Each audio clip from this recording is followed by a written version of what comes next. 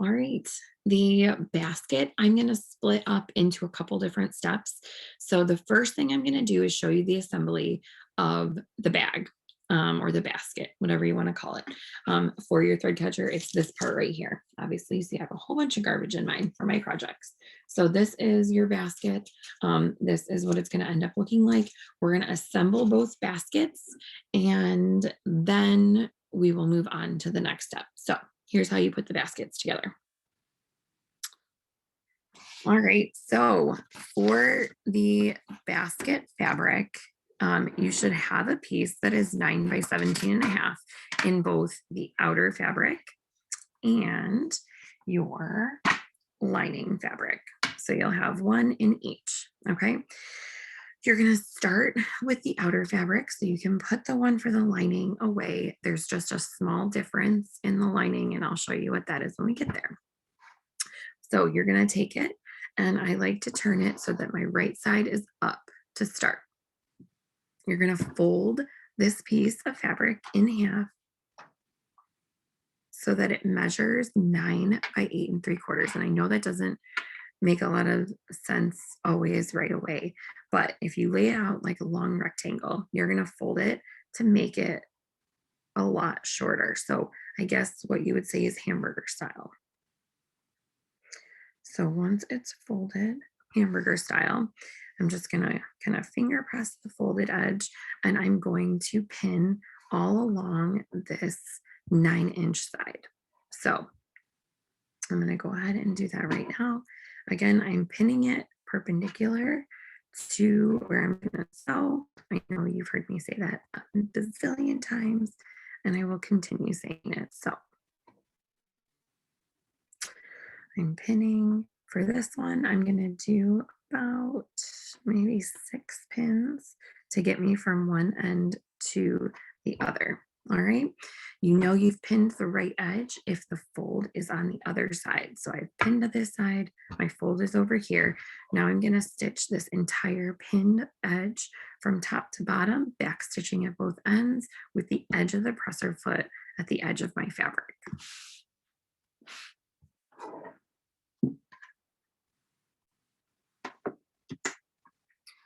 Hold on to the tail, needle down.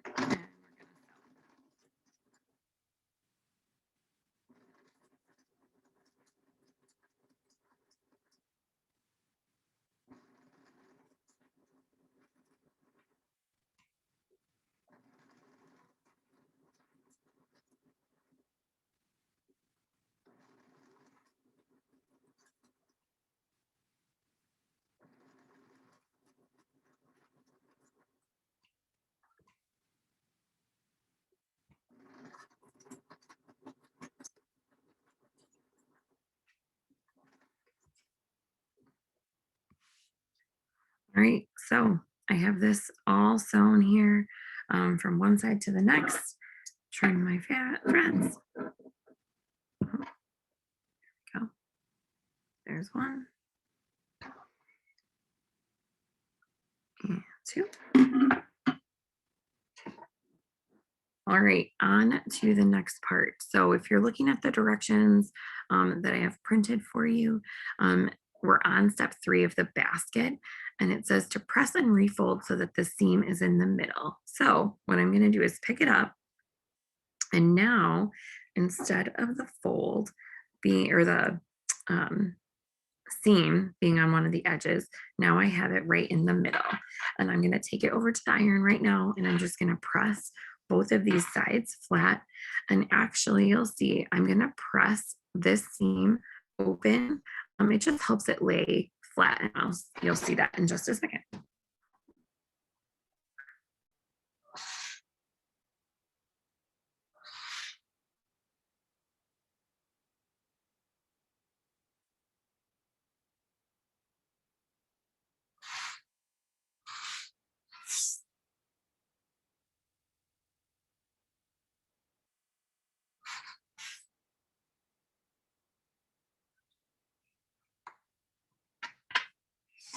All right, so here is my basket. Seam is right in the middle. I have two folds, one on each side right now. And then it's going to tell you to sew along the bottom edge. For my fabric and for most of yours that you're going to be using, there is no up or down that you need to pick. You can decide what you want the bottom of your bag to be. It's just one of these two edges. So the seam that you stitched in the last step is perpendicular to the seam that you're going to stitch for the next one. I'm just going to choose this one right now. So I am going to put a couple pins, even though my pressing will probably hold it pretty nice. I'll do two on the right side. I'm going to put one pin actually right in the middle, right in my seam, and then two in the middle of this portion. So you'll see that my pins are there. I have 5, 2, 1 in the middle, and then 2 on the other side. Now I'm going to sew edge of the presser foot at the edge of my fabric again, and you'll see this happen.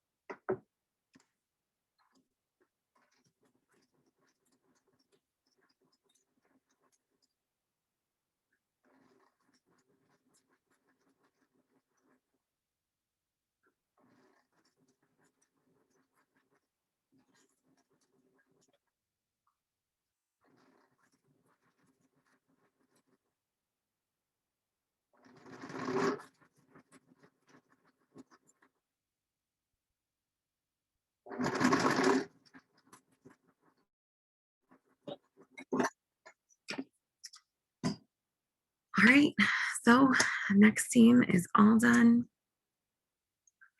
Trim my threads, keep everything nice and neat. All right, okay, so now I have my seam going right down the middle. The bottom of my bag is stitched up. And now what you are going to do is pull out the corners, and you are going to stitch across to make it a kind of a flat bottomed bag. Okay, now I'm going to kind of simulate it without stitching, and then I'll show you how we're going to do it. So if I had a bag like this right now, obviously it would just be a flat bag.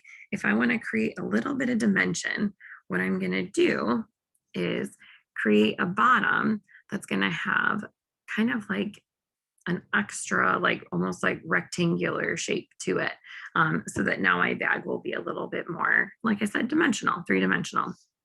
How you do that is by pulling each of the corners to a point. So now you can see that I've created almost like that triangle shape by just pulling the two edges apart a little bit. Okay. Once I have that, what I'm going to do is use my seam gauge, and I'm going to measure about 1.5 inches from the edge, and I am going to place, whoops, I'm going to place a pin at that 1.5 line, which is right about there. Okay, so now I can see where I'm going to actually be stitching, and I'm going to stitch across the triangle. So I have my two edges, and I'm going to be almost creating that third part of the triangle. So to create that, I am going to use, and if you have just a nice marking pencil, whatever you'd like to use, now that I have my pin kind of marking where it's going to go, I'm going to just kind of draw myself a line, and that's going to be my stitching line. Okay, so now you can see where that line is going straight across. Once I have that drawn, I'm actually going to flip my pin so that it's going perpendicular to my stitching.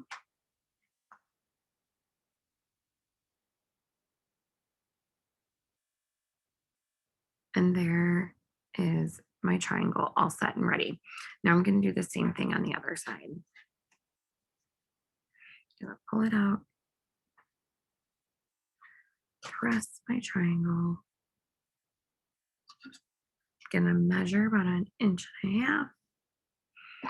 If you want to put a pin, or you could always mark it. Then I'm going to draw my straight line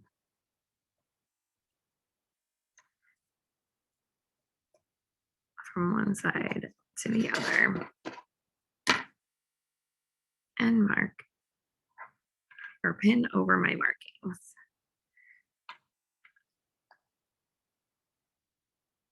All right, so now I have both of my ends or both of my sides to my bag all pinned and marked where I'm going to be stitching. The one thing that you don't have to do, it's not imperative, but I always like to try to make sure because it'll help it lay flat, is see how the seam at the bottom of my bag is going up for both of them. If it was going one way and then the other way, it would just kind of end up twisted. So I'm just going to try to keep them going the same direction. Now I'm going to sew, back stitching on both sides, and here we go.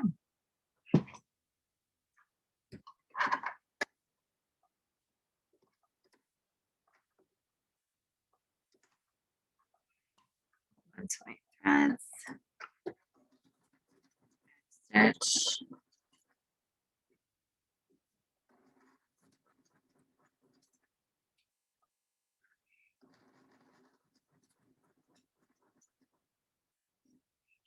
get to my pins, I'm pulling out my pins.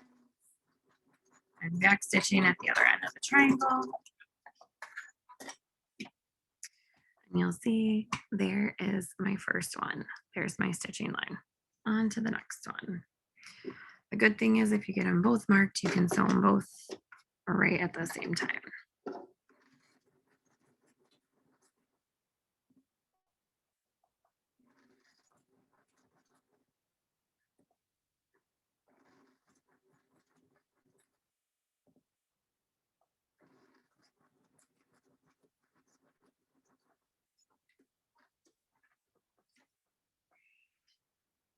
All right. Now you can see my bag is almost all set. And I'm gonna cut my tails.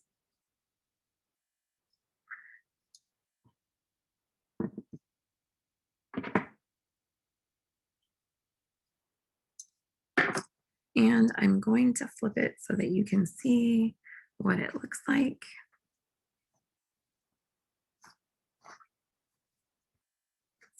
Because now I have a nice bag, actually could stand up. So that is what the bags are going to look like. All right, so you can start from the beginning again with your lining fabric with one exception, and that is at step one. So I'm going to show you step one of the lining, and then I'll be done with this video because then you're going to go all the way through, put all the corners in the bag, and then you are going to be ready to watch the next video. So then we're back, lining material, and we're gonna get it open so you can see it's our 9 by 17 and a half outer piece of fabric. And to stitch the back piece or the back seam, you're on step 6 right now. So you're repeating all the steps, leaving an opening along the first seam, okay, which is technically your back. So you fold it in half, hamburger style. Once you have it folded in half, remember we finger pressed on this side and we pinned on this edge. So I'm gonna go ahead and do that. I'm gonna set it up the same way and then show you what the difference is.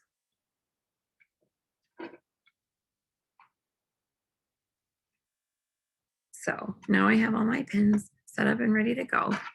Just like we did with the pin cushion, you're going to leave yourself an opening so that in the end, so this is actually setting yourself up for like pretty much the last step of our thread catcher. There needs to be an opening on this edge. So I'm going to take my seam gauge. I like 2 inches. I think it's just a nice distance to turn. And actually, because we're going to be pulling everything through, I'm going to have you go to 3 for this one. Sorry, I'm going to switch it up.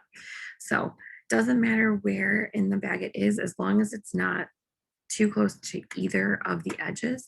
So I'm going to go as close to the middle as I can. Don't have to measure to make sure it's in the middle, but I'm going to mark right there.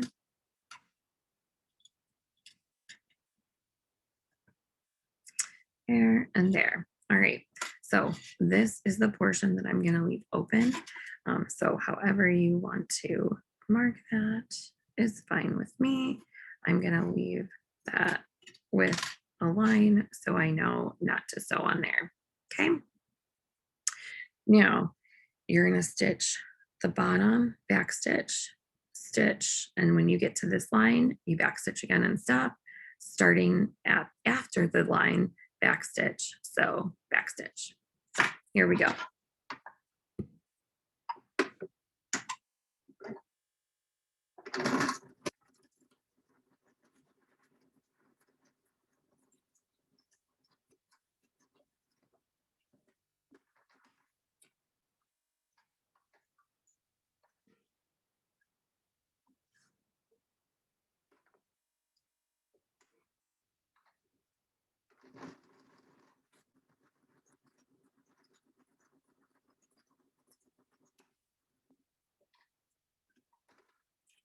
I apologize, everybody. I did a really bad job. I didn't put any of my pins. But try to remember. I did not remember that time. All right, so I can pull out all my pins. I can trim. And then you are going to do everything else for the bag the exact same way you did it for your outer fabric. This was the only change. So now you can turn, press your seam to the middle. Once it's pressed to the middle, then you're going to stitch at one of the edges. Then you'll press your corners out to the triangles, stitch across, and you'll be ready to watch the next video.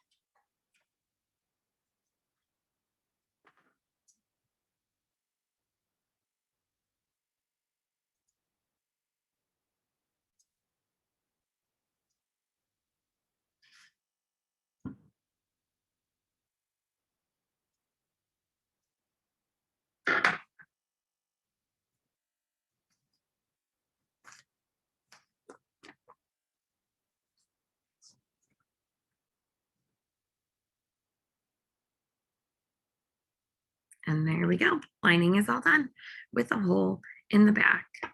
You're all set.